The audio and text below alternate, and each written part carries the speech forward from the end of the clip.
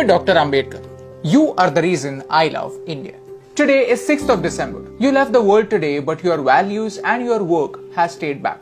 Dear Dr. Ambedkar, thank you for focusing on education. You were the first Indian to pursue a doctorate in economics from abroad. And not only from India, you were the first double doctorate holder in economics in South Asia. You saw something wrong in India. All the problems, poverty, inequality, slavery, all linked to one core problem: lack of education.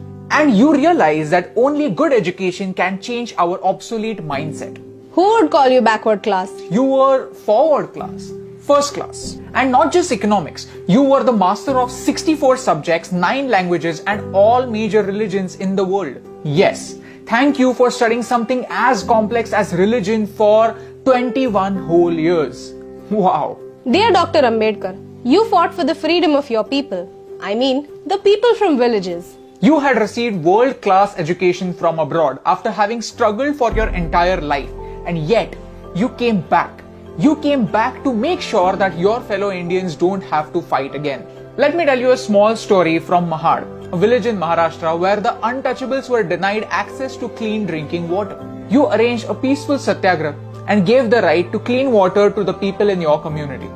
This was 2 years before Gandhiji's Salt March. You said, "We are not going to the Chowdar tank to merely drink its water. We are going to the tank to assert that we too are human beings."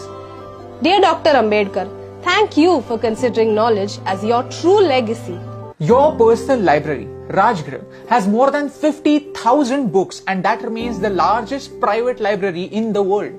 Dear Dr. Ambedkar, we as Indians were lucky to have a scholar like you to guide us and write our constitution. Building a nation is a mammoth task, and it was a victory for you, your passion for education, and the people of India that you took up this task. If you have a job, you have to thank Dr. Babasaheb Ambedkar because he changed the working hours from 14 hours a day to 8 hours a day.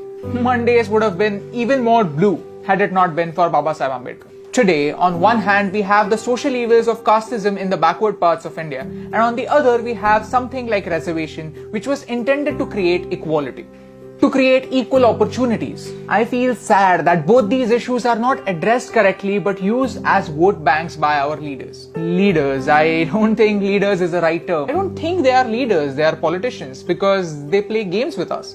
And no matter who wins, India loses. But you taught us to win.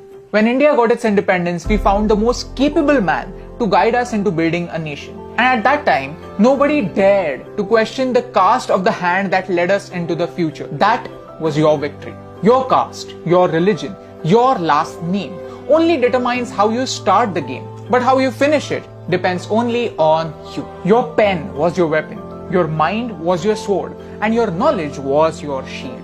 The Ashok Chakra in our flag, the one that adds a little bit of blue in the saffron, green and white, that's your contribution.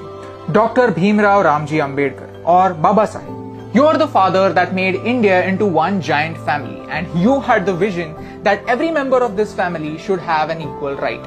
Every member of this family is an equal member. Today, I want to remember you and your work because we need it.